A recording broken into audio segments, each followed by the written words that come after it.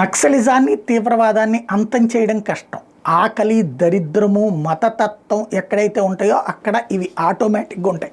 కులతత్వం, మతతత్వం ఉండేటప్పుడు ఇవి ఖచ్చితంగా నడుస్తూ ఉంటాయి. అయితే వీటిని సంపూర్ణంగా తుదముట్టించలేం, కానీ లేవకుండా చావు దెబ్బ తీసేటటువంటి ప్రయత్నాలు చేస్తూ ఉంటారు. కేంద్రం, రాష్ట్రం, పోలీస్, సైన్యం అన్ని వ్యవస్థలు సంఘటితంగా చేసినప్పుడు కొన్ని రోజుల పాటు అది అణిగి ఉంటుంది. మళ్ళీ ప్రోత్సహించేవాళ్ళు లేదా పట్టి పట్టనట్టు వ్యవహరించే ప్రభుత్వాలు వస్తే ఆటోమేటిక్గా నడుస్తుంది. అన్నలు లేని ప్రపంచం లేదా నక్సల్స్ లేని రాజ్యం తెస్తానని చెప్పినటువంటి అమిత్ షా దెబ్బకి పెద్ద ఎత్తున జరుగుతున్నటువంటి ఎన్కౌంటర్లు మొన్ననే జరిగింది చూసాం. 17 మంది చనిపోయారు, 12 మంది చనిపోయారు, 18 మంది చనిపోయారు.